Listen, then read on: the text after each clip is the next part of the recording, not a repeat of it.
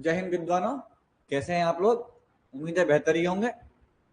जैसा कि हमने पिछली क्लास में बेंथम पढ़ा, तो अभी तक हम बेंथम पढ़ चुके हैं, प्लेटो पढ़ चुके हैं और अरस्तु पढ़ चुके हैं। 3 थिंकर हम पढ़ चुके हैं और आज जिस थिंकर के बारे में हम बात करेंगे वो थिंकर है हमारे जे.एस. मिल या जॉन स्टुअर्ट मिल।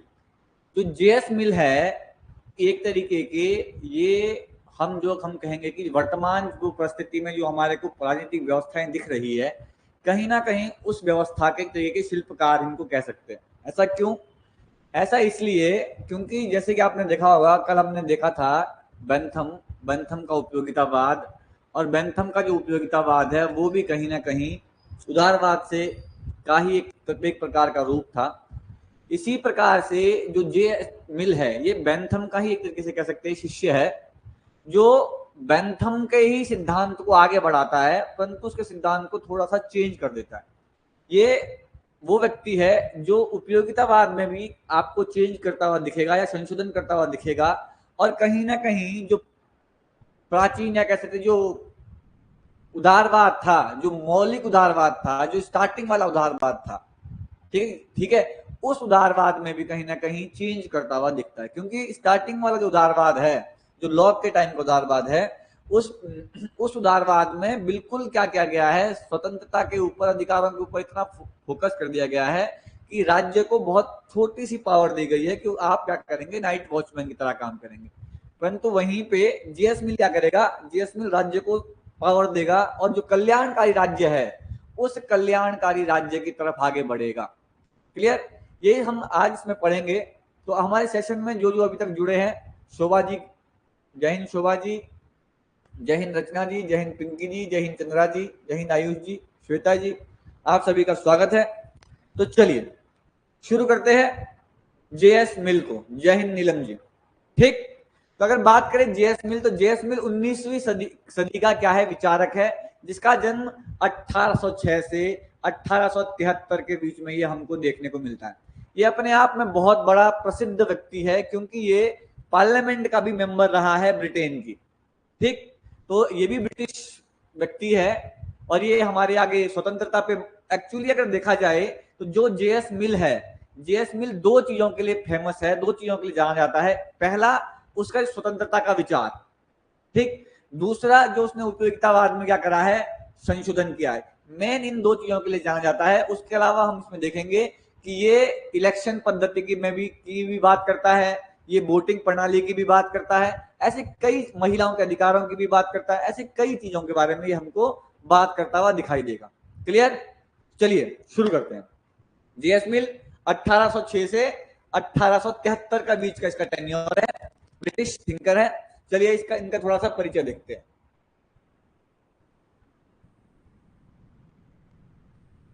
अगर बात करें जे.एस. मिल के परिचय की, तो जे.एस. मिल जो व्यक्ति है उनका जन्म कहां हुआ है, वो लंदन या कह सकते हैं ब्रिटिश थिंकर है। कैसा थिंकर है? ब्रिटिश थिंकर है। जिस प्रकार से हमने थोड़ी देर कल जो देखा था बेंथम भी ब्रिटिश थिंकर थे, उसी प्रकार से जे.एस. मिल भी हमारे क्या है, ब्रिटिश थिंकर है। कहां पर इनका पैदा हुआ है? लंदन में।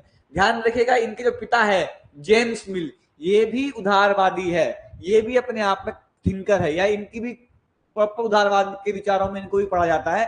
तो ऑलरेडी एक ऐसे परिवार से है जहां पर अच्छी खासी, एक तरीके से हम कह सकते हैं पढ़ा लिखा परिवार या बुद्धिजीवी परिवार से आता है।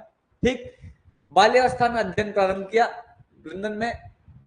जेनोफ्लेक्स, हेरोडोटस, प्लेटो, एडम स्मिथ, डेविड रिकार्डो, ये बहुत सारे जो जितने भी थिंकर थे, बड़े बड़े थिंकर थे, कुछ इकोनॉमिस्ट थे, कुछ आदर्शवादी थे, कुछ भौतिकवादी थे, जिन सब के बारे में बंदे ने पढ़ा और इनके विचारों से प्रभावित हुआ, और इनके ही विचारों को आगे क्या करता है, इनके ही विचारों को आगे अपने हिसाब से, अपने तरीके से क्या करता है, प्रस्तुत करता है।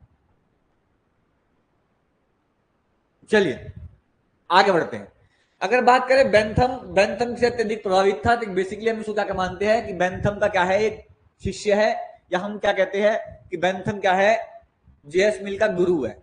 क्यों गुरु को थे? क्योंकि आगे यही क्या करेगा, इसके जो उपयोगितावाद का सिद्धांत है उसमें थोड़ा सा चेंज करेगा। और जो लंदन विश्वविद्यालय है वहां पर भी बेंथम एक तरीके से अध्ययन भी करवाता है, तो उसके आगे उस तरीके से भी इसका शिष्य है। क्लियर। उसके बाद इसकी जो पत्नी है उसका नाम हैरिल्टन है, उपयोगितावाद में संशोधन किया है, संसद के सदस्य रहे हैं। ये बेसिक सी चीजें हैं जो इन्फॉर्मेशन हम जानेंगे कि वहां के संसद के क्या रहे हैं, सदस्य रहे हैं। और इनका जो विचार है बहुत ऐसा नहीं है कि सीमित है, इसलिए इनको ये उदारवादी भी है।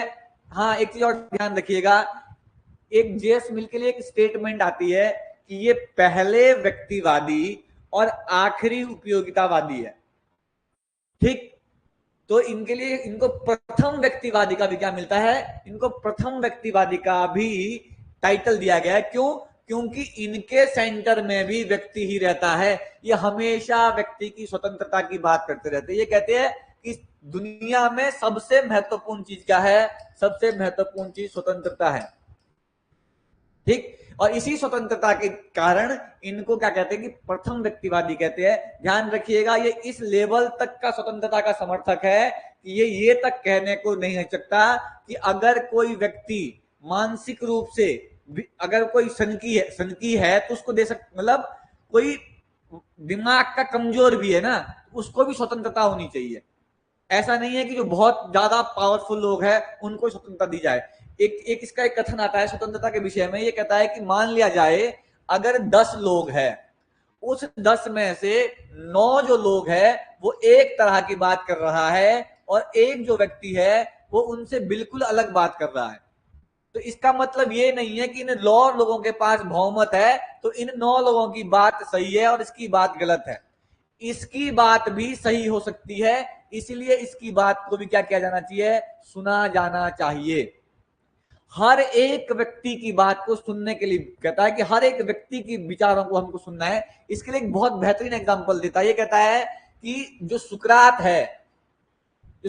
है, आज हम देखते हैं कि हम सुकरात को क्या मानते हैं कि बहुत बड़ा दार्शनिक है, बहुत बड़ा फिलोसोफर है, परंतु जिस वक्त सुकरात था उस वक्त तो लोग उसकी बात को मानते नहीं थे। ठीक, अगर क्योंकि लोग उसकी बात को मान नहीं रहे हैं इसलिए अगर उसके विचारों को कुचल दिया जाए या उसको स्वतंत्र बोलने की स्वतंत्रता ना दी जाए तो क्या हो जाएगा, कहीं ना कहीं हम एक बहुत बेहतरीन चीज को खो सकते हैं। जरूर हो सकता है कि अभी इसकी प्रासंगिकता ना हो, परंतु क्या पता भविष्य में इसकी प्रासंगिकता हो। इसको समझाने के लिए सुकरात का एग्जाम्पल देता है। एक चीज कहता है कि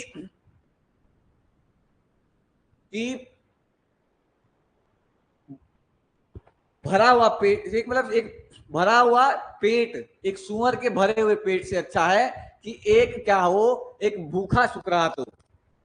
ठीक है, मतलब सुकरात जैसा भी है, क्योंकि परंतु उसकी स्वतंत्रता है कि उसको बोलने दिया जाएगा। ध्यान रखिएगा, इसके स्वतंत्रता के संबंधी विचारों पे बहुत आगे हम इसको अभी प्रॉपर हम इसके स्वतंत्रता संबंधी विचार पढ़ेंगे, परंतु बेसिक सी इसकी एक बुक है द लिबर्टी। वो द लिबर्टी में पूरे के पूरे उसके स्वतंत्रता के संबंधी विचारों के ऊपर उसने पूरी की पूरी बुक लिखी है। ठीक, तो अगर आप देखते हैं कि स्वतंत्रता, जब मैंने आपको स्वतंत्रता पढ़ाया था उस वक्त भी मैंने आपको सकारात्मक और नकारात्मक दोनों स्वतंत्रता पढ़ाई थी, वहां पर भी मैंने आपको द लिबर्टी और जेएस मिल का आपके बारे आपसे डिस्कस किया था। ठीक, क्लियर।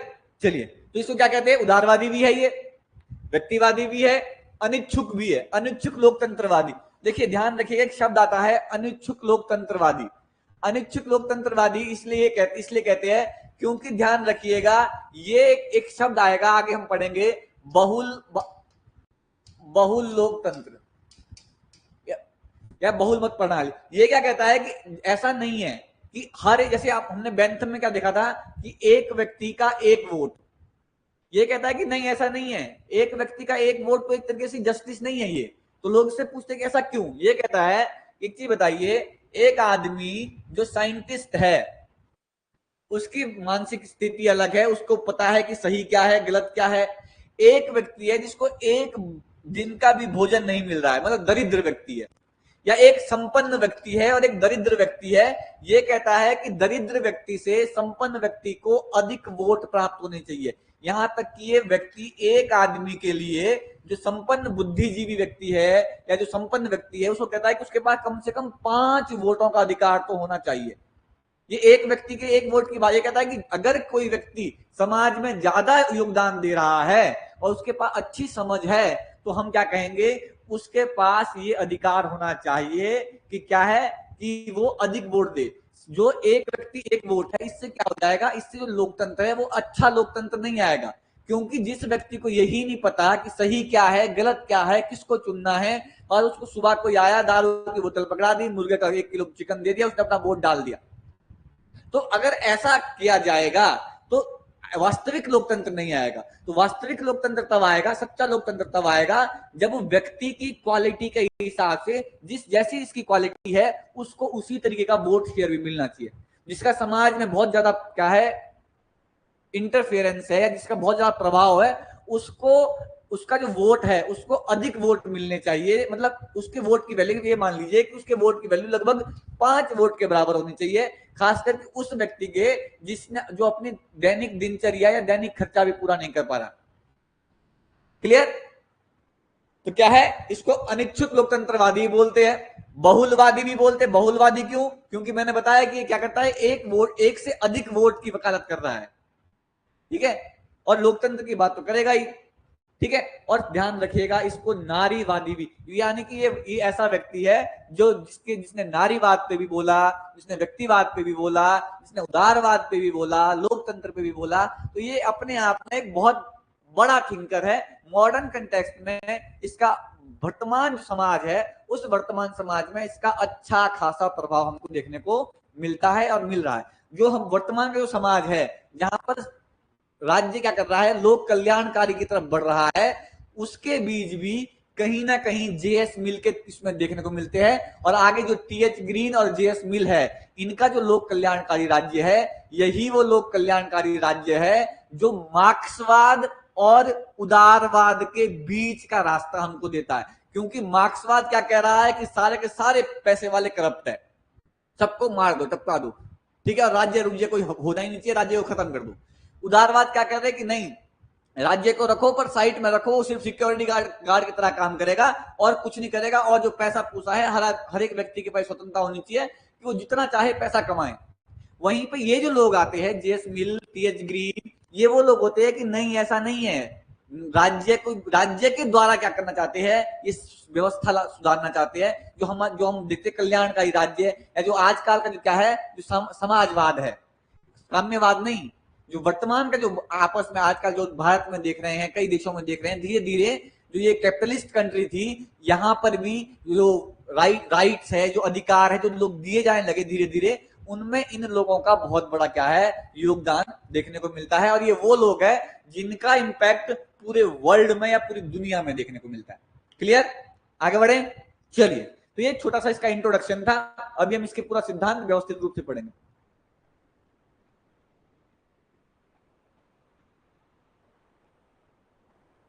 सार्वभौमिक मताधिकार का समर्थन करता है कि सब, सार्वभौमिक का मतलब है कि सबको मत देने का अधिकार है, सार्वभौमिक का विरोध नहीं कर रहा है, सार्वभौमिक मताधिकार का समर्थन कर रहा है, यहां तक कि महिलाओं के वोट का भी समर्थन कर रहा है। परंतु ध्यान रखिएगा, ये भी बोल रहा है कि ऐसा नहीं है कि सबके वोट की वैल्यू एक बराबर होगी, इसको हम आगे डिस्कस करेंगे। सबके वोट की वैल्यू एक बराबर होगी ऐसा नहीं है।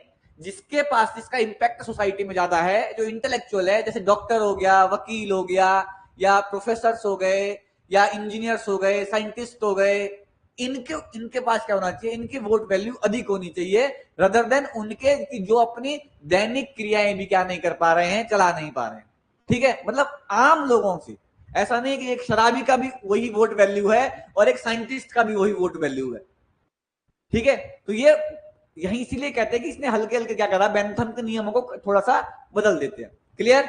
चलिए, अब इसी कुछ महत्वपूर्ण किताबों को देखते हैं इन्हीं, क्योंकि इसी किताबों से प्रश्न आता है। तो इसकी पहली बुक है प्लेटोज डायलॉग्स, दूसरी है सिस्टम ऑफ लॉजिक, तीसरी है प्रिंसिपल ऑफ पॉलिटिकल इकोनॉमी। ध्यान रखिएगा, ये वाली book principle of political economy, ये इंपॉर्टेंट बुक है। और ऑन लिबर्टी, ये बहुत महत्वपूर्ण बुक है। ठीक, ऑन लिबर्टी बहुत ही महत्वपूर्ण बुक है। इसके अलावा द सब्जेक्ट ऑफ वुमेन, ये वही है जहां पर ये नारीवाद की बात करता है। ग्लिटरलिज्म और अगेंस्ट कमेंट ऑफ पॉजिटिविज्म। ठीक, ये इसके अलावा एक और बुक है, अगर आप लोगों ने शायद उसके बारे में पढ़ा होगा या सुना होगा, कंसिडरेशन ऑफ रिप्रेजेंटेटिव गवर्नमेंट, ध्यान रखिएगा, ये रिप्रेजेंटेटिव गवर्नमेंट के समर्थन के, रिप्रेजेंटेटिव गवर्नमेंट क्या है भी आगे जब मैं बताऊंगा तब मैं बताऊंगा। The consideration of representative government, ये भी इसकी एक महत्वपूर्ण बुक है, इसमें नहीं है इसलिए मैं आपको अलग से बता रहा हूं। क्लियर? तो उम्मीद है यहां तक आपको कोई समस्या हुई नहीं होगी। चलिए आगे बढ़ते हैं। इसके बाद इसकी जो अगला जो विचार है, अगला जो सिद्धांत है, वो है स्वतंत्रता संबंधी इसके विचार। अगर इसके स्वतंत्र संबंधी विचार की बात करें तो ये बहुत ही अलग प्रकार का व्यक्ति है। ये क्या कहता है, देखिए पहले इसका स्वतंत्र संबंधी विचार समझते हैं, उसके बाद इसको देखेंगे। जेएस मिल सिंपल सी बात कहता है कि देखिए, क्योंकि जेएस मिल से पहले स्वतंत्रता कैसी स्वतंत्रता थी, उदारवादियों की जो स्वतंत्रता थी वो कैसी स्वतंत्रता थी, वो नकारात्मक स्वतंत्रता थी। कैसी नकारात्मक स्वतंत्रता? वो कहते थे कि देखिए व्यक्ति के पास प्राकृतिक अधिकार है और उसमें स्वतंत्रता उसका क्या है, प्राकृतिक अधिकार है। जीवन का अधिकार, स्वतंत्रता का अधिकार और संपत्ति का अधिकार, ये प्राकृतिक अधिकार मानते हैं। कौन? जो प्राचीन मतलब जो सबसे पहले वाले उदारवादी है, उनको क्या बोलते हैं यार, स्टार्टिंग वालों को, स्टार्टिंग वाले उदारवादी हम क्या बोलते हैं, एक शब्द था यार, नाम भूल गया मैं।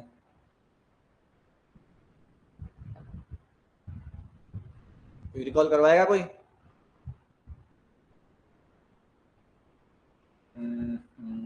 क्या था?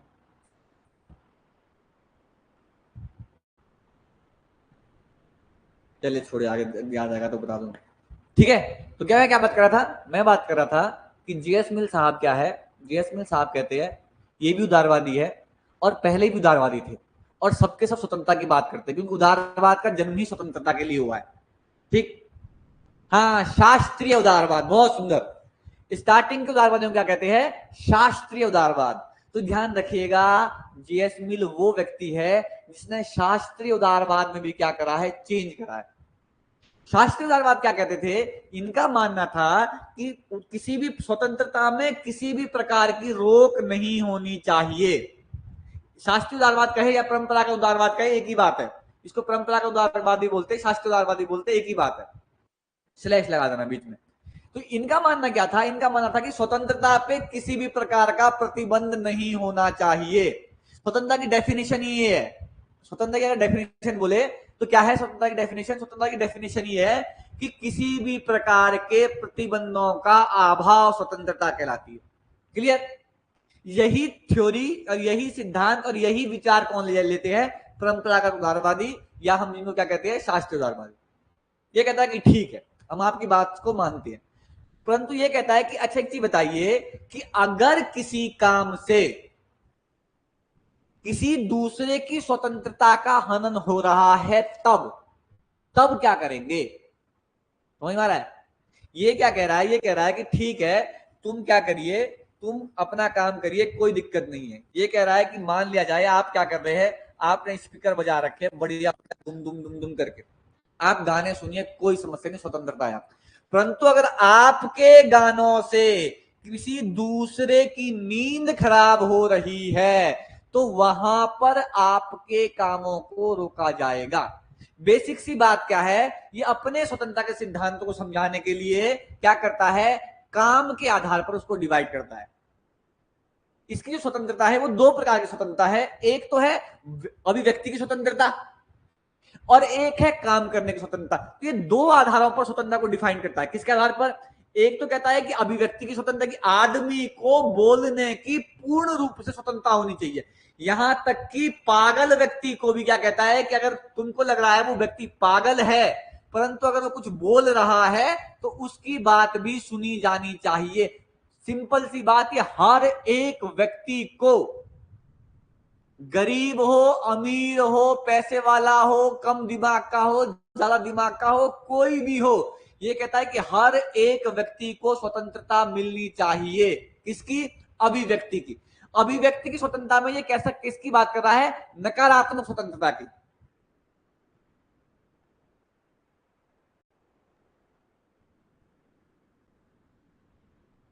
विद्वानों अभी जो पढ़ रहे हैं कृपया उसके उस चीज को पढ़ लीजिए, बाद में देख लेंगे किसने कितने भागों, इतिहास को कितने भागों में बांटा। हमें पॉलिटिकल साइंस पढ़ रहे हैं, इसका विचार पढ़ रहे हैं, उस विचार को एक बार समझ लो, उस विचार समझ में आ जाएगा जगमोहन जी, तो ज्यादा बेहतर है। ठीक है, क्लियर? कल इसको थोड़ा सा कंसंट्रेट करिए। जब आपको प्रश्न के लिए मैं कहूंगा तो आपसे मैं पूरे प्रश्न लूंगा, मैं इसमें प्रॉपर समय देता हूं, उसका निश्चिंत रहिए। चलिए वापस आते हैं कहां पर, स्वतंत्रता के विचार पर, किसके, जेएस मिल के। तो जेएस मिल क्या कहता है कि देखिए स्वतंत्रता के विचार को दो भागों में डिवाइड करता है, पहले किसमें, अभिव्यक्ति की स्वतंत्रता और दूसरे कार्य की स्वतंत्रता। क्लियर। अभिव्यक्ति की स्वतंत्रता में क्या कहता है कि हर एक व्यक्ति को बोलने की स्वतंत्रता होनी चाहिए, फिर चाहे वो कैसा ही भी क्यों ना हो, शराबी हो, नशेड़ी हो, कुछ भी हो, यहां तक कि सन की आदमी को भी क्या कहता है कि उसको भी, हम जो मानसिक रूप से बिल्कुल ये अवेक्ष है उसकी तो अलग विषय है, परंतु अगर कोई सन की व्यक्ति है, उस सन की व्यक्ति को भी क्या कहता है कि उसको भी बोलने की स्वतंत्रता है। उस सन की का जब एग्जाम्पल लेता है तो वो किसकी बात करता है, सुकरात की, क्योंकि सुकरात भी को भी क्या मानते हैं लोग, एक प्रकार का सन की ही मानते थे। तो ये इसी अपनी बात को कहने के लिए कहता है कि जो मैंने आपको बताया था ना कि 10 में से अगर 9 लोग एक तरफ है और एक व्यक्ति एक तरफ है, तो इस एक व्यक्ति की बात भी सुनी जानी चाहिए, क्योंकि इसके पास भी अभिव्यक्ति की स्वतंत्रता है। आप सिर्फ इसलिए इसकी बात को नहीं रोक सकते क्योंकि 9 लोग इसके खिलाफ है। हो सकता है कि ये 9 लोग अभी जो कह रहे हैं वो प्रासंगिक हो, पर भविष्य में क्या पता इस एक व्यक्ति की बात ज्यादा प्रासंगिक निकले इन 9 की अपेक्षा। वो कब होगा, जब हम इसकी बात सुनेंगे। इसलिए सबसे प्राइमरी चीज क्या है कि हर एक व्यक्ति के पास अभिव्यक्ति की स्वतंत्रता होनी चाहिए, बोलने की स्वतंत्रता होनी चाहिए। और बोलने की स्वतंत्रता में ये बिल्कुल क्या है, नकारात्मक स्वतंत्रता की बात करता है कि किसी प्रकार का प्रतिबंध नहीं। क्लियर। दूसरा क्या है, दूसरा कार्य के आधार पर स्वतंत्रता की बात करता है। ये कहता है कि देखिए दो प्रकार के कार्य होते हैं, एक होते हैं स्व-विषयक और एक होते हैं पर विषयक। स्व-विषयक कैसे, ये कहता है कि स्व-विषयक कार्य वो कार्य जो जैसे कि मैं, जो मेरे से संबंधित है, खाना खाना, मैं क्या खाऊं, मैं क्या पहनूं, मैं कहां दौड़ूं, कब रुकूं, कब क्या काम करूं, जिससे समाज में फर्क नहीं पड़ रहा, जिसमें क्या है सिर्फ मेरे पे फर्क पड़ रहा है, किसी और पे किसी भी प्रकार का फर्क नहीं पड़ रहा, तो सिर्फ स्व विषयक है, मेरे से संबंधित है। ऐसे जो विषय है जो सिर्फ और सिर्फ व्यक्ति से संबंधित है, उन विषयों पे संपूर्ण स्वतंत्रता होनी चाहिए। संपूर्ण बोले तो वही परंपरागत वालों की कैसी नकारात्मक स्वतंत्रता की किसी प्रकार का छेड़छाड़ नहीं। परंतु अगर किसी चीज से, मेरी स्वतंत्रता से किसी दूसरे की स्वतंत्रता का हनन हो रहा है, ध्यान सुनिएगा, अगर मेरी स्वतंत्रता से या मेरे कार्य करने से किसी दूसरे की स्वतंत्रता हनन हो रही है, तो वहां पर उसकी स्वतंत्रता पर अंकुश लगाया जाना चाहिए। तो उदारवादी होने के साथ साथ ये क्या कहता है कि अगर स्वतंत्रता वहीं तक होनी सही, सीमित सही है जहां तक वो दूसरों के में क्या नहीं कर रही है, बाधा उत्पन्न नहीं कर रही। अगर वो दूसरों के काम में बाधा उत्पन्न कर रही है तो उसकी स्वतंत्रता पर अंकुश लगाया जाएगा। और अंकुश कौन लगाएगा, अंकुश लगाएगा राज्य। तो जहां उदारवादी क्या कर रहे थे, राज्य को दरवाजे के गेट के बाहर रखा हुआ था, नाइट वॉचमैन बोल रहे थे, वहीं ये क्या कर रहा है, राज्य को पावर दे रहा है कि आप ये ध्यान दीजिए कि अगर कोई व्यक्ति किसी दूसरे की स्वतंत्रता का हनन कर रहा है, क्योंकि तेरी स्वतंत्रता नहीं दूसरे की स्वतंत्रता भी महत्वपूर्ण है, तो राज्य क्या करेगा, ऐसी व्यवस्था बनाएगा कि ताकि उसकी स्वतंत्रता का क्या ना हो सके, हनन ना हो सके। इसीलिए आपने देखा होगा 10 बजे के बाद डीजे क्या हो जाते हैं, शादियों में बंद हो जाते हैं। क्यों, क्योंकि तुम्हारी स्वतंत्रता के चक्कर में किसी दूसरे की स्वतंत्रता हनन ना हो सकता है उसका कल पेपर हो और तुम्हारे यहाँ पर डांस करने से, तुम्हारे नाच गाने से उसके पढ़ाई में विलंब हो रहा हो। क्लियर, समझ में आया। तो इस तरीके से क्या करता है, ये अपने स्वतंत्रता के सिद्धांत को बताता है, समझाने की कोशिश करता है। और ये इस बताते बताते क्या कर देता है, जो उदारवाद है, जो उदारवाद का जो मेन कंसेप्ट था कि हमारे ऊपर किसी प्रकार की रोक टोक नहीं होनी चाहिए, उसमें ये थोड़ा सा संशोधन करता। ध्यान रखिएगा, जेएस मिल वो व्यक्ति है जिसने उदारवाद में भी संशोधन करा, और जहां पर राज्य सिर्फ नाइट वॉचमैन था, गेट के बाहर खड़ा था, उसको क्या ले आया, गेट के अंदर ले आए और कहा कि नहीं, आपको ये पावर दी होनी चाहिए राज्य के पास कि अगर कोई व्यक्ति किसी की स्वतंत्रता का हनन कर रहा है, किसी के काम करने से किसी की स्वतंत्रता का हनन हो रहा है, तो राज्य क्या करेगा, उस व्यक्ति को रोकेगा ताकि वो किसी दूसरे की स्वतंत्रता में क्या ना करे, बाधा ना डाल सके या बाधक ना बन सके। ये इसका मेन कंसेप्ट है किसका, स्वतंत्रता का। उम्मीद आपको समझ में आया होगा। अब हम इसके आधार पर देखते हैं इसके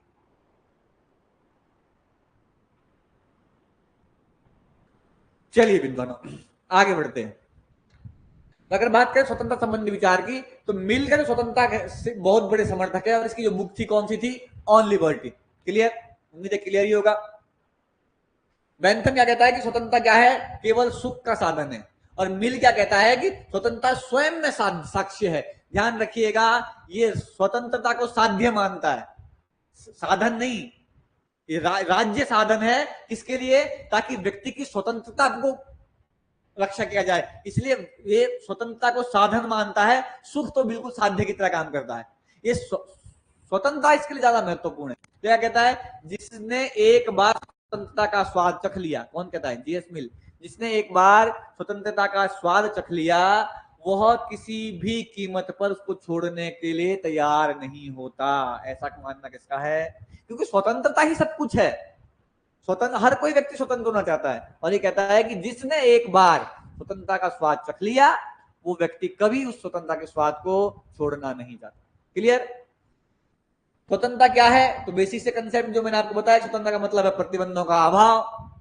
अगर बात करें क्यों, तो व्यक्ति अपने मन और शरीर का क्या है, स्वामी है। ठीक, वो कुछ भी कर सकता है, क्योंकि वो व्यक्तिवाद आपने देखा होगा कि व्यक्तिवादी है। मेरा शरीर, मैं जो चाहूं वो करूं, मेरा विवेक, मैं जो चाहूं वो करूं। इस आधार पर क्या करता है, दो प्रकार की स्वतंत्रता की बात करता है काम के आधार पर। कौन कौन सी, एक तो क्या कहता है विचारों की अभिव्यक्ति स्वतंत्रता। ध्यान रखेगा, विचारों की स्वतंत्रता में किसी भी प्रकार का प्रतिबंध नहीं है, कोई प्रतिबंध नहीं है। नकारात्मक स्वतंत्रता की बात कर रहा है यहाँ पे। विचारों की और अभिव्यक्ति स्वतंत्रता, दो प्रकार की स्वतंत्रता की बात करेगा, किस किस की, विचार और व्यक्ति की स्वतंत्रता, जहां पर किसी भी प्रकार के प्रतिबंध की बात नहीं करता। कहता है कंप्लीट क्या होनी चाहिए, स्वतंत्रता होनी चाहिए विचार की। ठीक, दूसरी बात क्या करता है, कार्य की स्वतंत्रता। अब कार्य की स्वतंत्रता को इसने दो भागों में बांटा, कौन सा, स्व विषयक कार्य और पर विषयक कार्य। क्लियर। स्व विषयक में क्या बोलता है कि प्रतिबंध नहीं होंगे, क्योंकि उसके स्व के अपने के संबंधित है। ठीक है, वो कब उठेगा, कब सोएगा, कब क्या देखेगा, कब गाने सुनेगा, उसके विषय, उस पर कोई रोक नहीं चाहिए।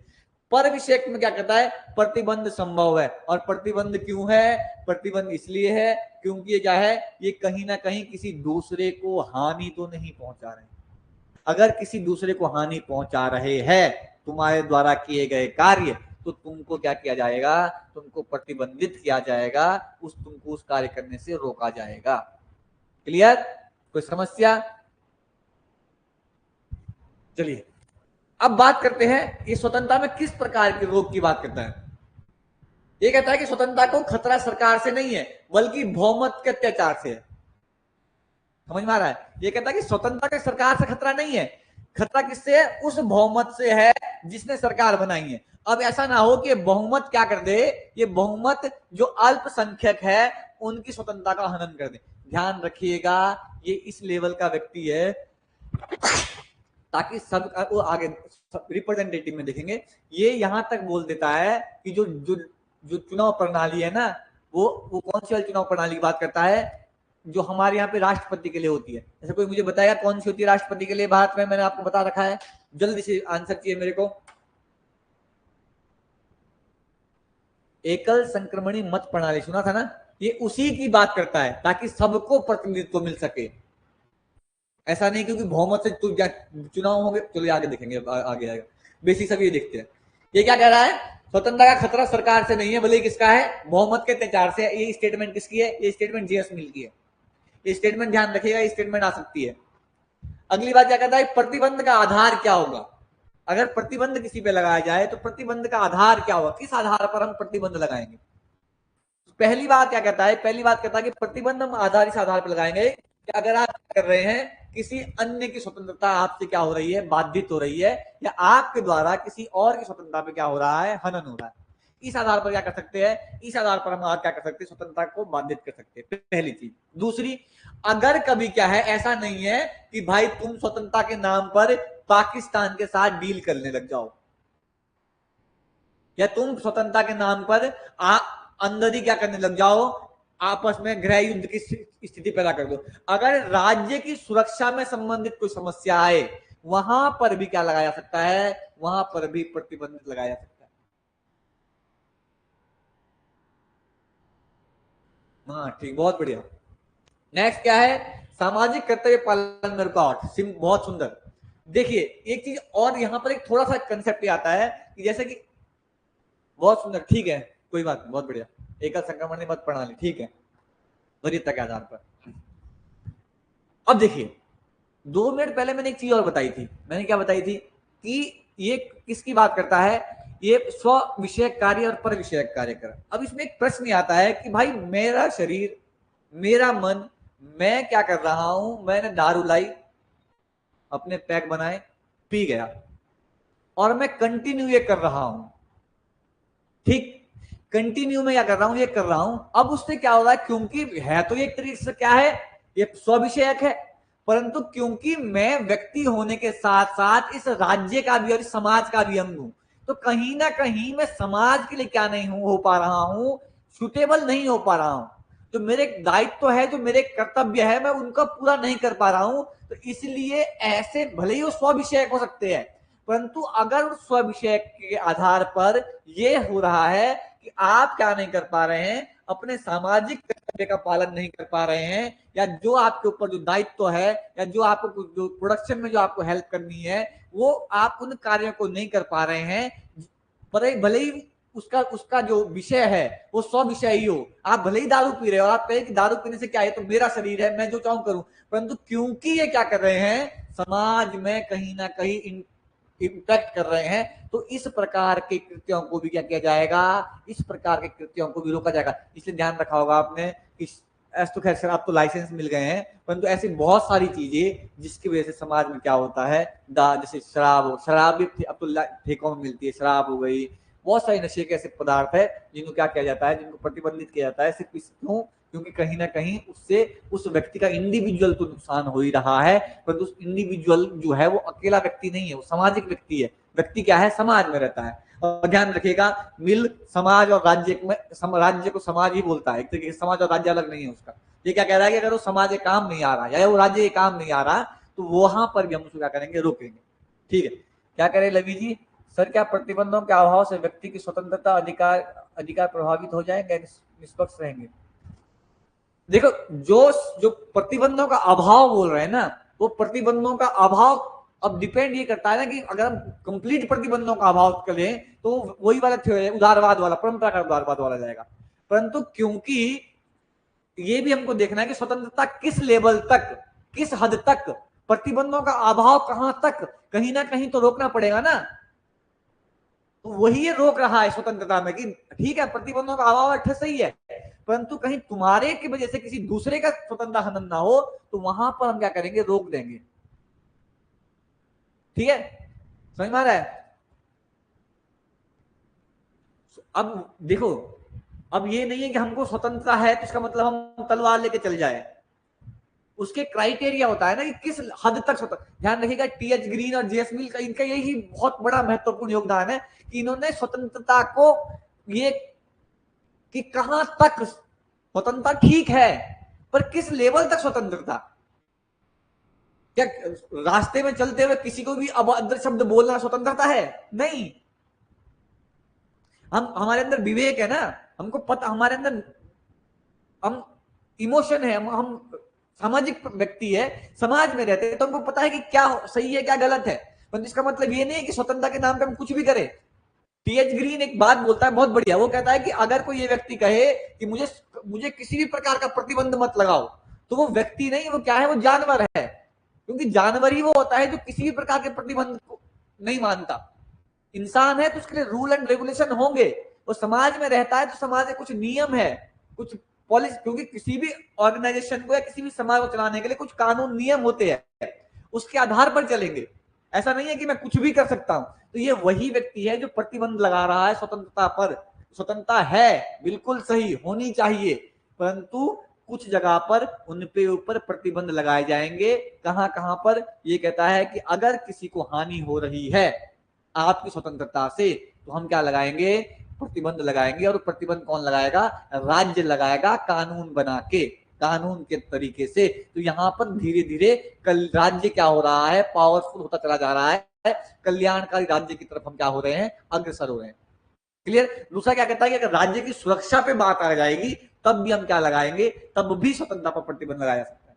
तीसरा क्या कहता है कि अगर व्यक्ति अपने नैतिक कर्तव्य या मौलिक कर्तव्य ना पूरा नहीं कर पाता, जैसे मानो शराबी हो गया है, तो वहां पर भी क्या किया जाएगा? उसके ऊपर प्रतिबंध लगाया जाएगा। ठीक है?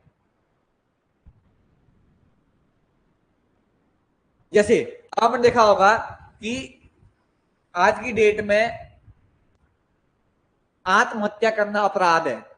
आप अपनी जान नहीं ले सकते। आप ये नहीं कह सकते कि मेरा शरीर है मैं फंस जाऊंगा। सोचिए, मान लिया जाए पंखा चल रहा है ऊपर, मैंने रस्सी लाई, लटक गया, मैं मर गया तो कोई दिक्कत नहीं। अगर मैं जिंदा बच गया तो मेरे ऊपर केस होगा, क्योंकि मैं अपनी जान भी नहीं ले सकता इंडिया में भी। तो ये क्या कहता है कि जाने अनजाने में स्वयं का अहित भी नहीं कर सकते आप। अगर आप स्वयं का अहित भी करेंगे तो वहां पर भी रोक लगाई जाएगी। मतलब जैसे आप आत्महत्या नहीं कर सकते, या जैसे मान लिया जाए एक पुल है और वो पुल जर्जर स्थिति में है, वो टूटने वाला है। अब आप पुलिस वाले खड़े होंगे, वो बोलेंगे कि आगे मत जाएंगे, नहीं नहीं टूटने वाला आगे मत जाए। अब आप वहां ये नहीं बोलेंगे कि मैं तो स्वतंत्र हूं, मैं तो जाऊंगा। वो आपको रोक रहे हैं। वो क्यों रोक रहे हैं? वो इसलिए रोक रहे हैं कि आपको क्या किया जाए, आपको नुकसान ना हो, आपका अहित ना हो। तो कभी कभी आपके अहित के रोकने के लिए भी क्या लगाया जाता है? प्रतिबंध लगाया जाता है। राज्य क्या करता है? जैसे माना कहीं भगदड़ हो, बहुत भीड़ हो गई, भगदड़ मच सकती है, तो क्या कर देते हैं पुलिस वाले? रूट डाइवर्ट कर देते हैं। अब आप ये नहीं कहेंगे कि मेरे पास स्वतंत्रता है, मैं तो इसी रूट से जाऊंगा। कभी आपने देखा होगा कि कभी कभी क्या हो जाता है कि बाढ़ आने वाली होती है, तो लोगों को वहां से घरों को खाली करवा देते हैं, क्योंकि मर जाएंगे डूब के। तो वहां पर ये नहीं बोलते मेरा घर है, मैं स्वतंत्र हूं, मैं नहीं जा रहा। ऐसे कोरोना था, कोरोना में क्या किया गया? लोगों को बिल्कुल क्वारंटाइन कर दिया गया, अंदर रख दिया गया। तो अब वो आप ये नहीं कह सकते कि भाई मैं तो स्वतंत्र हूं, मैं तो कहीं भी जाऊंगा। अगर आप कोविड, आपके अंदर कोविड आ गया था, आप कोविड के सिम्टम्स आप में दिख गए, आप कोविड के पेशेंट हो, तो आप ये नहीं वहां जाके बोलेंगे कि भाई मैं तो स्वतंत्र हूं, मैं क्या करूंगा, क्योंकि उससे आपका भी नुकसान है और समाज का भी नुकसान है। तो ऐसे कामों पर भी क्या किया जाएगा? ऐसे कामों पर भी स्वतंत्रता लगा दी जाएगी। इसीलिए एक व्यक्ति है, नाम है ऑर्नेस्ट बार्कर। ऑर्नेस्ट बार्कर क्या बोलता है? ऑर्नेस्ट बार्कर बोलता है कि मिल खोखली स्वतंत्रता का पैगंबर। स्वतंत्रता स्वतंत्रता की बात करता है और फिर इसके ऊपर क्या लगा देता है? उसके ऊपर अंकुश भी लगा देता है।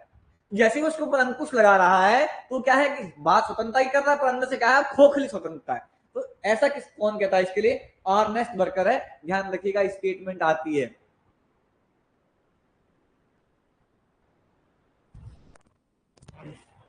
क्लियर?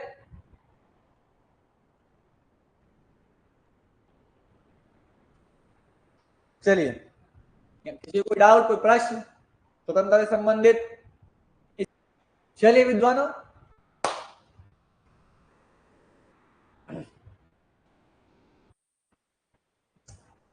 तो कल मिलते हैं इसी समय।